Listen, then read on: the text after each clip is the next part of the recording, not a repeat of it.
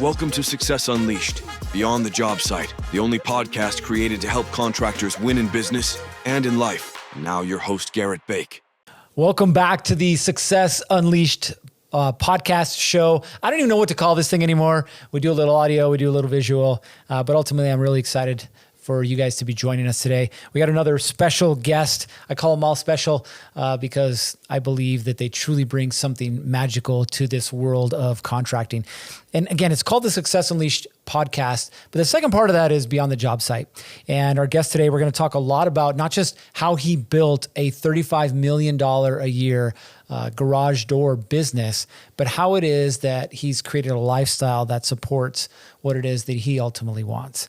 Our guest today is Ryan Humphreys with A+ Garage Doors. They are based in Salt Lake City, Utah, but they are expanding in multiple locations.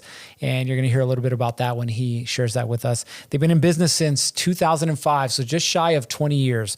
For those of you that think that success happens overnight, well, it doesn't. But if you stay focused and you stay committed, it does. Without further ado, introduce my guest, Ryan Humphreys. Ryan, welcome to the show. Hi. Hi, how are you? I'm amazing. How are you? I'm doing great. Now, it's funny because when Ryan walked in, he told me that his wife, he was asking his wife what he should wear. And she's like, he was going to put on a collared shirt. And then he chose not to because she said not to. And I think it was a great call. If you can't see his shirt says problem solver. And if there were two words that would describe how it was that Ryan built his business, those are the two words. Problem solver. We're literally talking about, some opportunities that have come across his path, and that he'll be able to take advantage of here in the near future. And everything that he says around that opportunity centers around those two words, problem solver. So Ryan, I want to kind of get into that first before we start talking about your business. At what point in your life did you decide that instead of having life happen to you, you were going to have life happen for you? Oh, maybe 7 years ago, the switch started happening to, just go down a different path. I quit drinking 2016, actually, I think 2016. And that was the start to changing my life, in terms of just growth and I read a book in 2018, The One Thing, that Gary Keller. That book made me have a different perspective. I had been the guy that just kind of wore every hat as a business owner. My wife, she's the founder of the company, we in the beginning we were just a one man in a truck and the wife helping out, and it grew much quicker. She went to the Goldman Sachs Small Business 10,000. She started becoming really active, and I started to follow down the footsteps of the One Thing book, and I started to replace myself 5 years ago. And instead of having one brain working on all the problems, there's now 5 or 6, and it's just blown up. Love the business. It's been fun. That's awesome. I want to dive into that a little bit more. You tied it back to the business, but really, I think the shift always happens in your personal life first, right? We were talking a little bit about, exercise and working out and whatnot. What I've noticed in my life is the biggest shift that happened was when I went from subconsciously trying to escape the problems in my life to consciously trying to solve them, right? And it all started with me, right? I've mentioned in previous episodes, the issues that I had in the relationship with my wife, that I would blame her for things that weren't happening, or, lack of sex or whatever else. It was always her fault, right? And the truth is it was mine, right? How I was treating her, how I was showing up as a man and a husband, all these things. And it wasn't until I started, taking care of myself first, my mental health, my physical health, right? My emotional health, that my life really started to change, and ultimately, business. So what was that process like for you?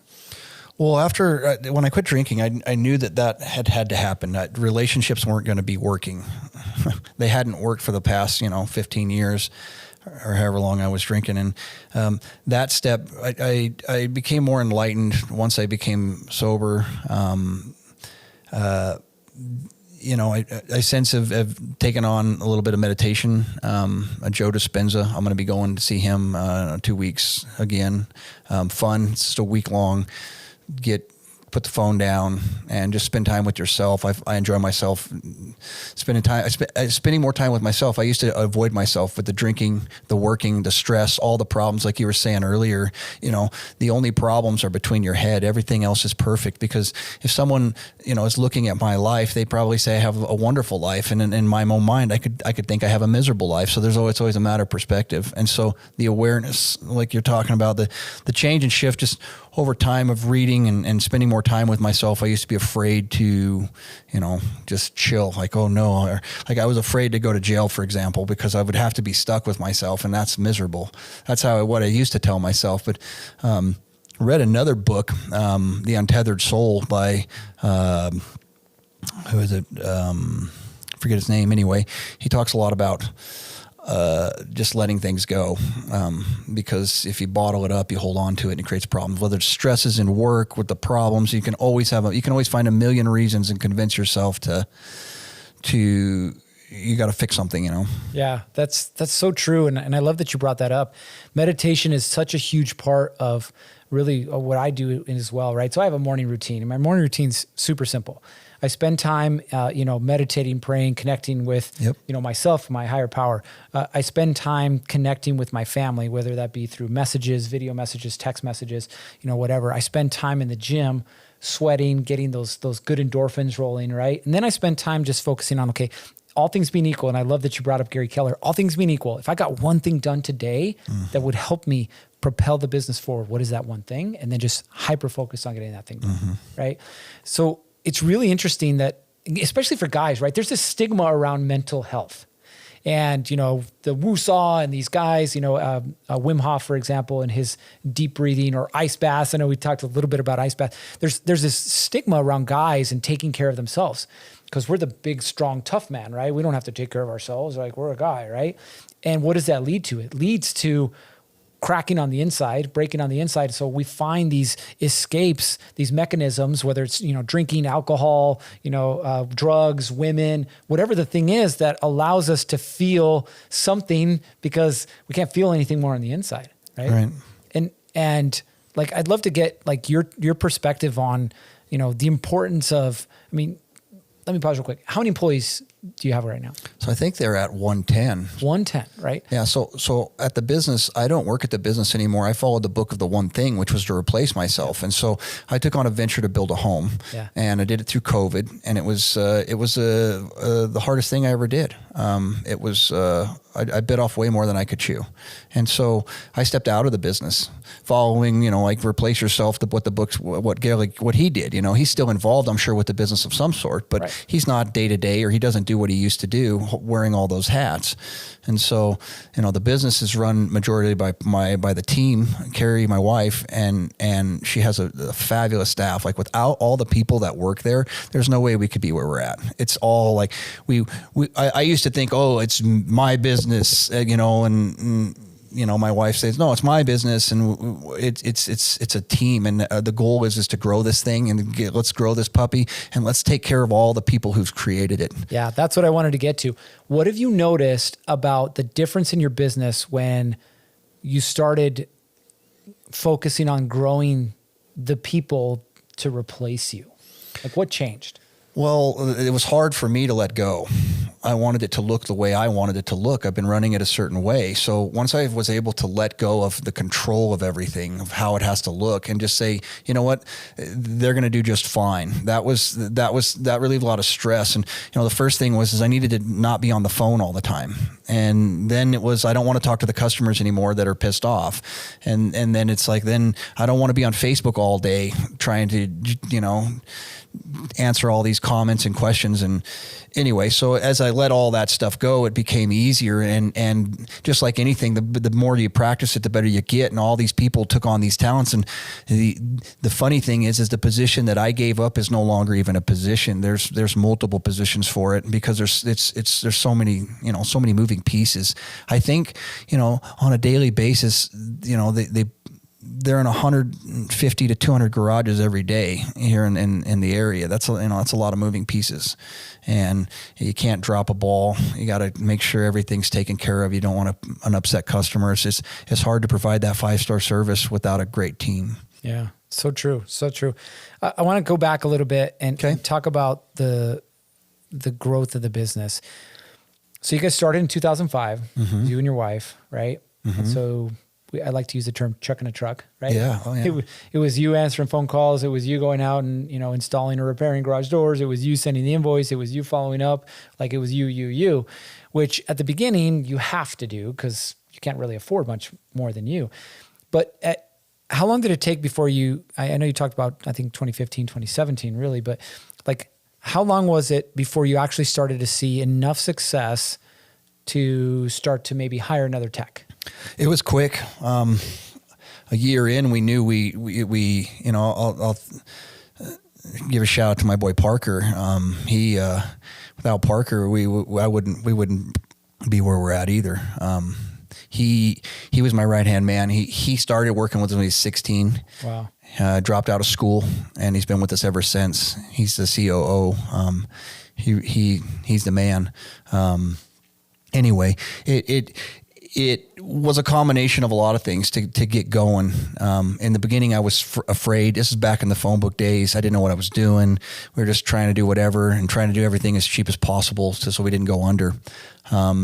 We grew every year. I think for the last decade, we've grown over 30% every single year. It's hard to replace yourself one after another and keep the quality the same. I like that movie, The Founder. You ever seen that movie? Yeah, I like that movie. It teaches a lot about, if you're trying to grow the logistics, like they're selling hot dogs in Milwaukee and they have problems. They got to drive up over at the other location, keeping the brand consistent. And so letting go for me was difficult because I wanted to make sure the biggest thing for me is to build a customer for life, starting one at a time. And, I could care less if I'm collecting, me personally, if I'm collecting $50 or I'm collecting $5,000 at the customer's life. I just want the customer to write me a good review.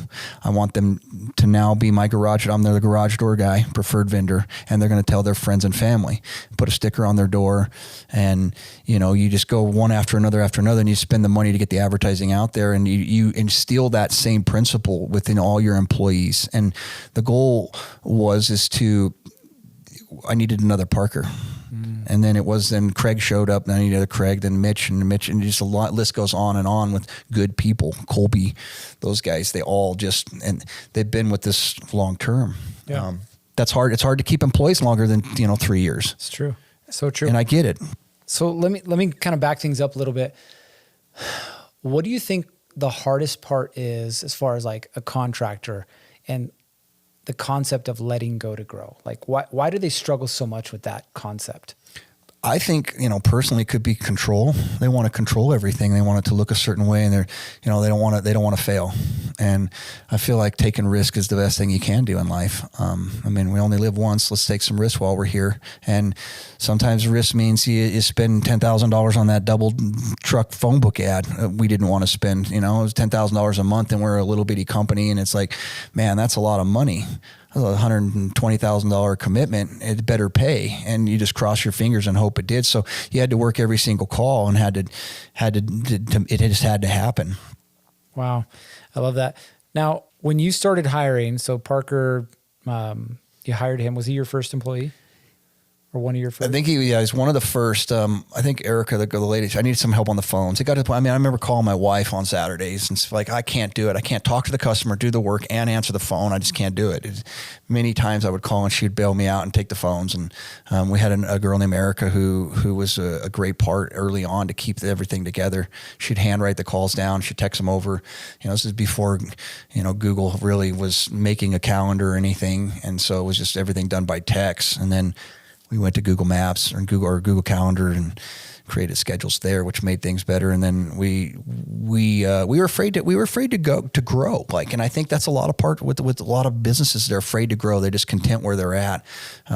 So, if you want to go out there and make it, you're going to have to grow, because you're not going to do it just one man in a truck. And so once I feel like we perfected a model with take care of the customer, make sure we get the review, make sure, because we were one of the early adopters of getting reviews. We pushed it, and it almost is a priority for employees. If you work for us, you have to get reviews. We want to know feedback from the customers. And if you're not having a 5-star experience, I need to know about it. So we can make a correction to get that. Because most people, at least in the home service business, I feel like, as a consumer, if you say you're going to be there at between 10 and 11, you need to be there between 10 and 11. And I would appreciate a call or a text on the way. That's nice. And then just do what you say you're going to do, and show up, get it done. And I feel like it's simple if you can get everybody on the same page to make sure that experience happens. And once we got that model, I feel perfected. We just duplicated it. I trained it into Parker, and Parker continued training it on. And, I feel like I trained for the first decade of the business. And then I just got to a point where I can't train anybody. I can't do it anymore. And the business has evolved so much over the last 5 years that I don't even recognize it in terms of how it used to operate compared to what it operates today. We got a new warehouse in West Valley City. We have a beautiful showroom. Everything's under one roof. We have a yard where we can actually gather. It's changed from where we started in just my garage, in 2005. Yeah, it sounds like there's been a lot of changes. Let me ask you. You brought up a couple things as you were talking. The first one was the creation of the system, right? It's like, how do we do the thing that we do, right? And for you, it took a while for you to figure it out for yourself, right? What's important to me? What do I want my customers to value? How do I make sure that I not just fulfill, but I exceed expectations? How long do you think it took for you to kind of dial in, this is the way that we do things? So the first probably, 5-6 years, I kind of just winged it. And then, my wife going to that Goldman Sachs Small Business 10,000, that really started to change things. She started to see that you need systems and processes. She started putting out projections, and she showed me a 5-year projection, and I'm like, there's no way we're doing that. And she hit it, and I'm shocked. And it's even grown even more than the projections I would assume where we're at now. I'm not a systems. I'm more, I believe there's two, we're kind of, co-workers / co-bosses. And, I was in a mastermind the other day with Roger Copenhagen, and he was talking about there's two different types of people that in the business. And, you have a visionary, and then you have someone that actually gets stuff done. And I felt like leading the charge on that side, while she was making sure everything was done and implemented all the systems and processes in place. And that's not my forte at all.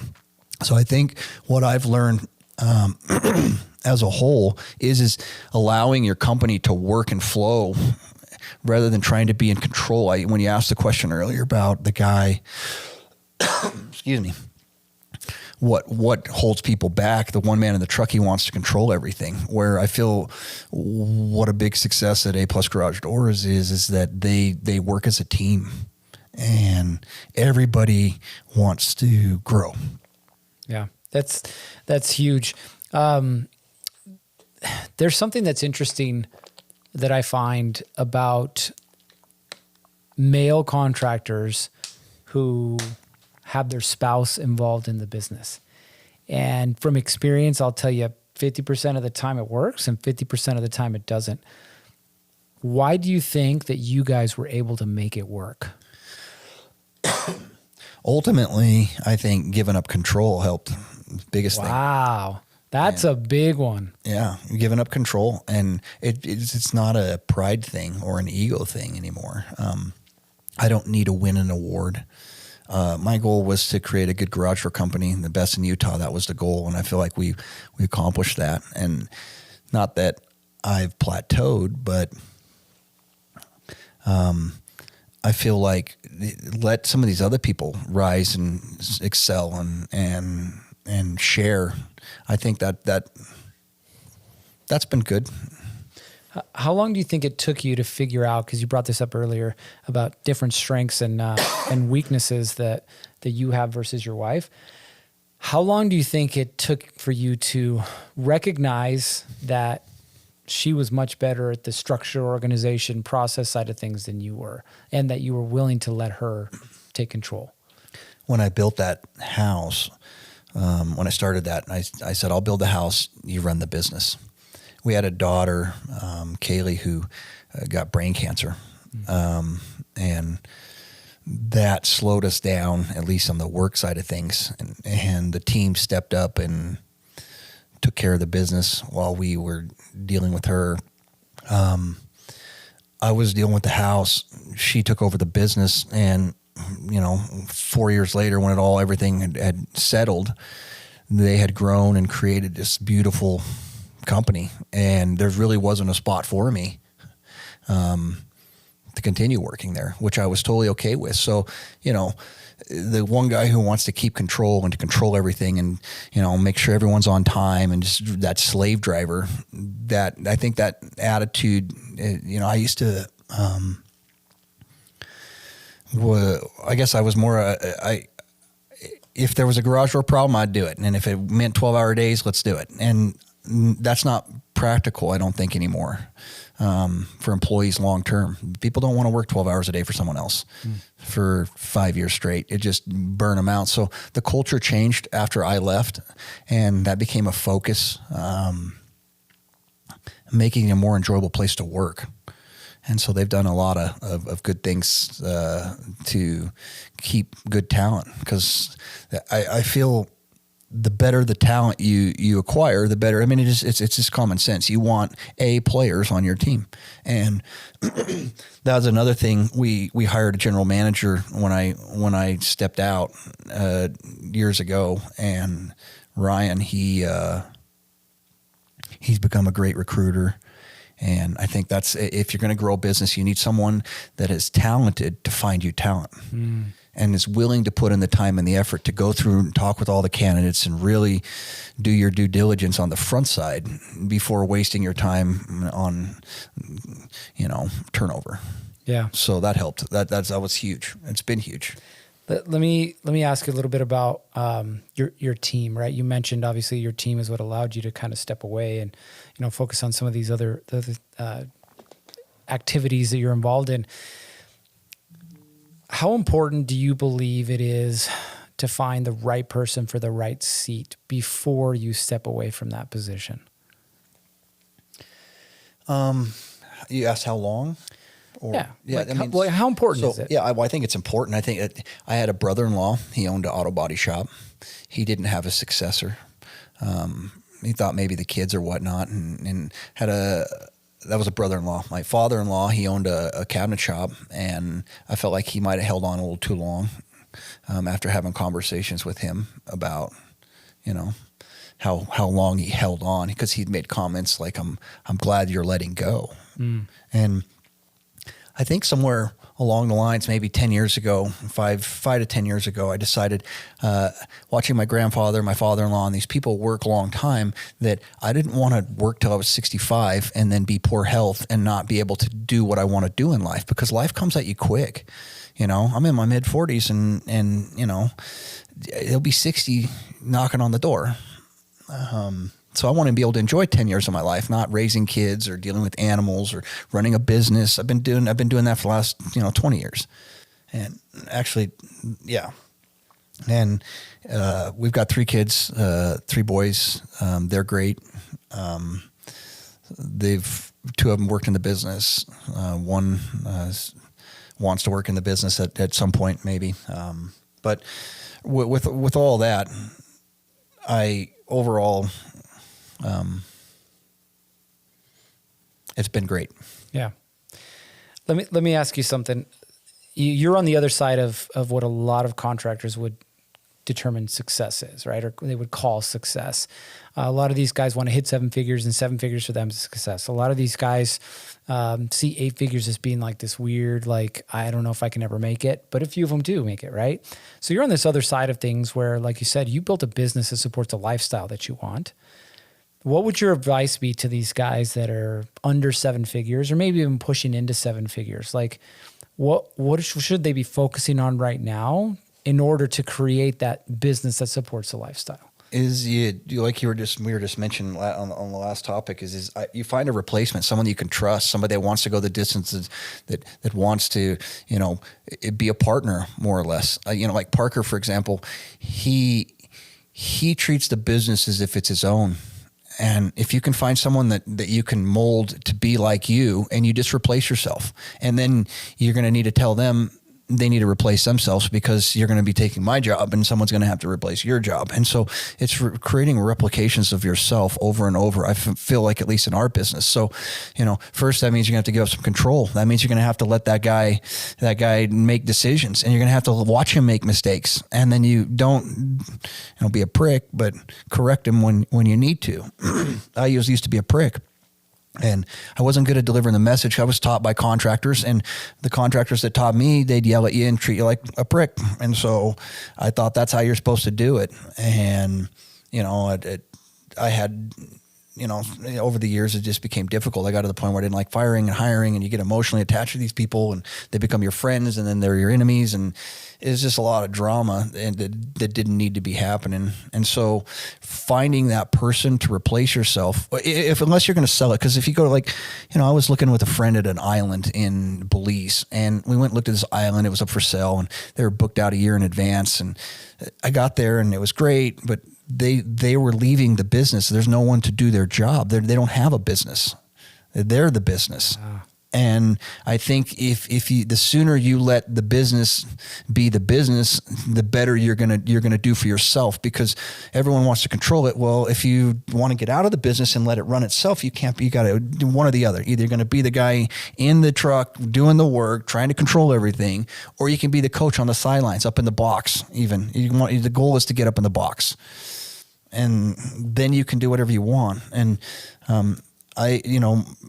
my involvement in the garage door, business now is just try to be as helpful as possible and guide in any way I can, but do not get in anybody's way, because those guys all have their positions and roles, and I've been replaced in those areas. So I don't get a call of shots anymore. And that's great, because it's growing great. I don't have to do anything. It just, it allows you to let go. And that goes with the meditating and all those things. Just the more I let go of old behaviors and problems that don't work, new ones arise, and life becomes easier. Yeah, that's so well said. One of the things that you mentioned, I think you passed over, but I think it's super important, is this idea of accountability, right? And in the military and police work, there's a phrase that we use called trust but verify, right? Like, my job is to trust you to do the thing that you're going to do, but my job is also to verify that you did it the way that it was supposed to be done. Mm-hmm. Now, would you say that that's kind of the methodology that you used as you talked about, replacing yourself at these different levels? Yeah. Accountability is huge. If you're going to have somebody take over, they have to be accountable. Just like you were accountable, like if you're overspending, or you're not showing up on time, or things aren't getting handled the way they are, they got to be accountable. And that's an absolute must. We lost a guy, I remember years ago, about over accountability. He wasn't being accountable for his actions. And I understand people make mistakes, but all we have is our word. And if I can't have your word, how can I trust you with my customers? We had one employee years ago. I remember, it's crazy. He had fooled us. We thought that he had the experience and he knew what he was doing, so we didn't grill him on training, and he just messed up so many things. We had to go back it was just months. It seemed like everything he went to was done wrong, and you got to have accountable people. And I think as you go, you hold yourself accountable, you'll see it in your sales and your growth, and just the whole 9 yards. Customers like that, if you show up and do what you say you're going to do, sky's the limit on any business. I think to me, in my mind, it just seems easy. And I always wonder, like St. George, for example, I don't know if all the followers know where St. George is at, but that market, I think you could open any business in St. George and be successful. Just answer your phone.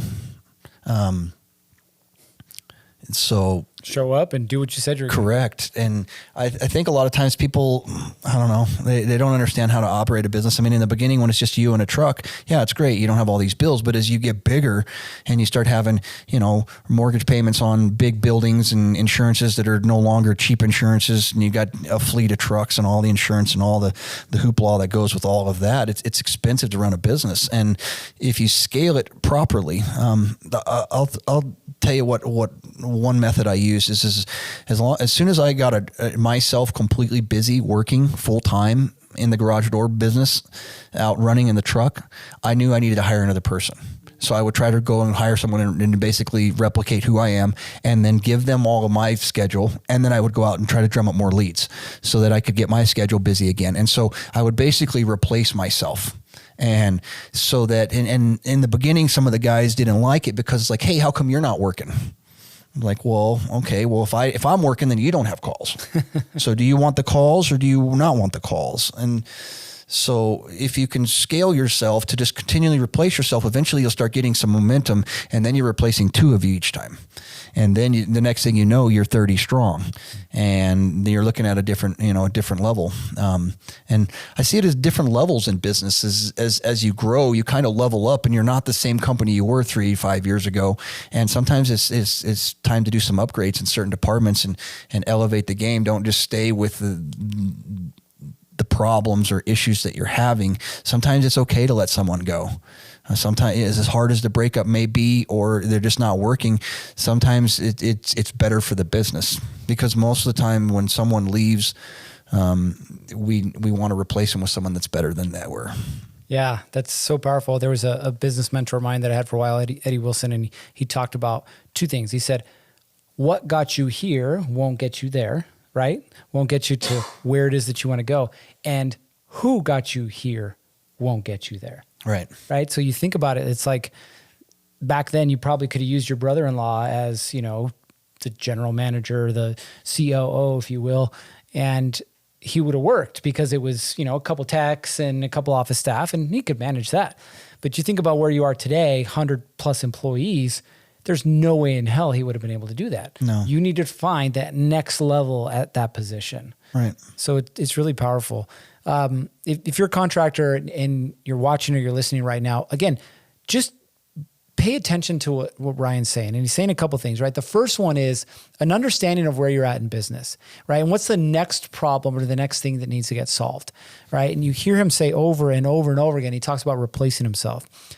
It's not that he didn't want to work. It's that in order for the business to grow, he had to remove himself from being the focal point of installing garage doors or making sales or answering phones or paying the bills, right?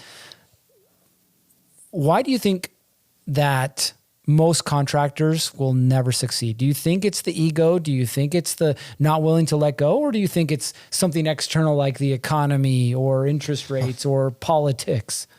Well, at least in our business, trade business, I think that anybody could be successful. Like my mom, she lives in a small town in New Mexico, and it's very difficult to get a contractor to do anything there. And they're weeks, months out. They don't even answer their phone.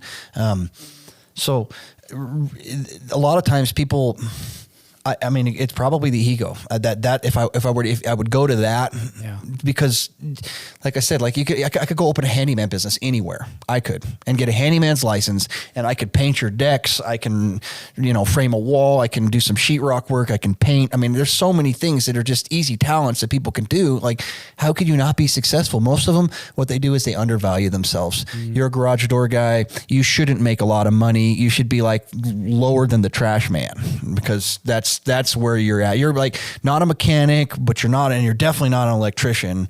But there was a point in life where I was sitting in a dentist, and the guy's drilling on my tooth, and he's putting a new crown on, and he bills me $1,000, and I thought to myself, I spent 30 minutes driving here, I spent an hour in the chair, and I spent 30 minutes driving home. That's 2 hours of my day. I spent $1,000. Man, I wish I could make $1,000 in 2 hours. And he was only there for an hour, so $1,000 an hour. And I said, you know what? Why can't I?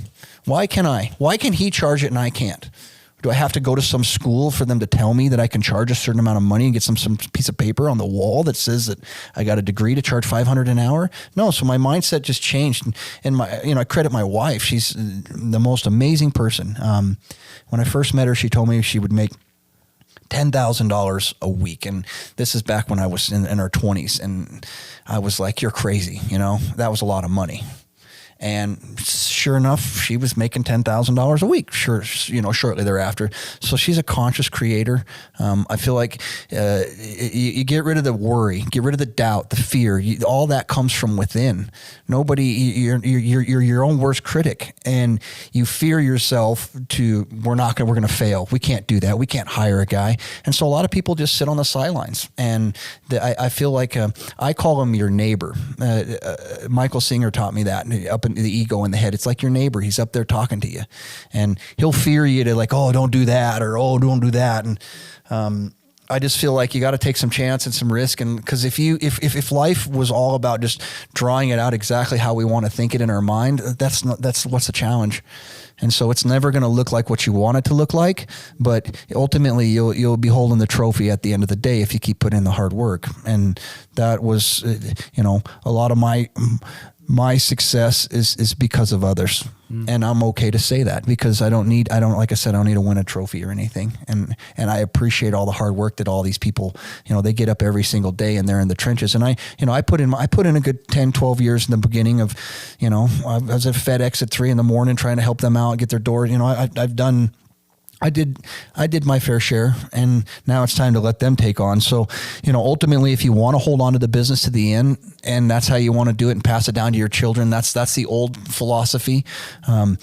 That's great. There's nothing wrong with that. But if you want to exit your business at some point and make a lot of money, you need to set it up like a business. And that, I think, is the biggest problem. And that there's all sorts of aspects when I say, set it up like a business. You need more pieces to the puzzle. And so you have a big puzzle in front of you. You got to get it completed. And if you want to get to that next level, but some people are okay and just content because they don't want to take on the headache. Or, I was talking to a guy in Florida who has a small garage for business, and he's got the same thing. He doesn't have the time to put into the business, and he doesn't really know how to run the business.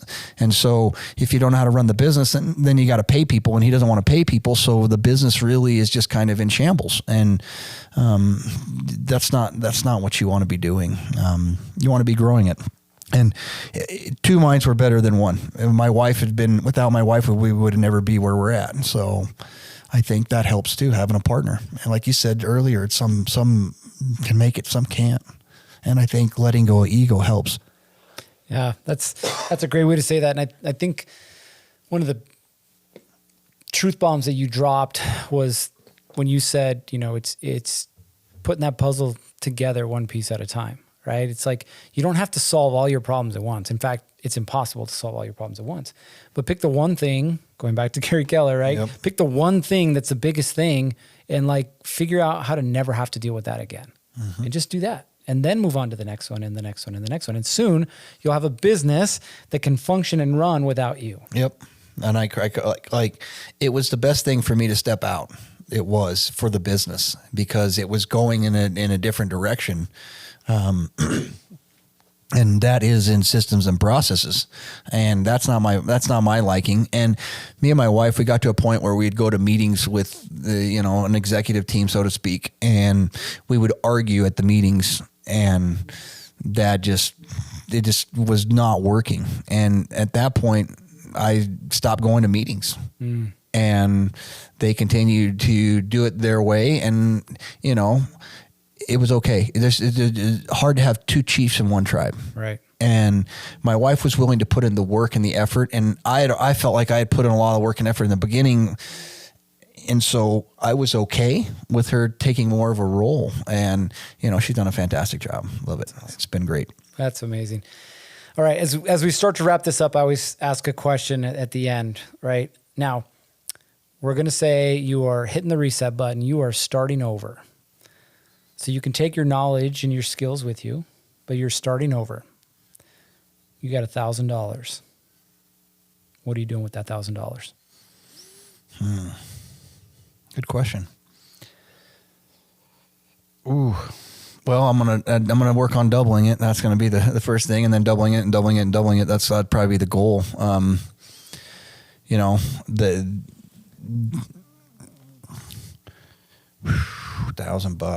$1,000. do I have assets or resources, or just got $1,000 I'm dropped off in the... You got your connections, you got your knowledge and your skills, but you don't have any trucks, equipment, people. It's just you, $1,000. I probably would start reselling right away to get it to more of a bigger number. What do you mean reselling? Well, I mean, you could buy something and resell it, because that's one way. Right away would be a thought. I mean, I'm not gonna go like invest it or anything like that, because that takes time. Probably just I probably, with my knowledge, I probably would just go with the credit. I would probably go finance a bunch of stuff, and I would build a business. That's what I would do. Because I mean, is that cheating? Because I'm taking a loan out. I mean, but that's my knowledge and wisdom. I would immediately go leverage. I mean, you look at people like Grant Cardone and those people who put all the money, they just leverage. I have two good friends that leverage, and they do real good at it. For me, it's just that's not my forte. I like to not leverage anything, but I would definitely take that $1,000 and leverage it. And I would use everything. I know a guy who was, I don't know if you ever heard of Ismail. He had a company called NextGen in LA. I think that's where he's at. He talks about when he started his business, he would go to the supply houses and tell them, I need $1 million in credit. And he's a brand new guy. And they're like, oh no, we can't give you $1 million. We can only give you $250,000. He's like, oh, perfect. That's exactly what I needed. So he was good at creating something out of nothing. And I feel like that's what I'd have to do with that money is hustle. That's a great answer. You said hustle, but you also said something that's super interesting, which is leveraging debt, right? Debt is not always a bad thing. Yeah, if absolutely. You use it the right way. Absolutely. As long as used the right way. I mean, if you look at a lot of the companies, even on the markets and stuff that are trading, like a lot of some of them are even profitable. Yeah. And it's all about an idea and a vision that they can be profitable. And it's just like anything. It's the value it can be anything. So you got to take that $1,000 and just turn it into $2,000. That's probably what I would do. Is I would figure out how to leverage my way. I'd probably go get a loan, get a truck, and I would maybe use that $1,000 on internet advertising. But I wouldn't even have to do that, because I could just go on social media. I can go on social media and generate work for weeks. Like literally, I a couple of years back, I did a post, and I spent the next 4 hours booking jobs, and it took me 2 weeks to handle all those customers. Wow. And it generated revenue. Wow. And it cost nothing.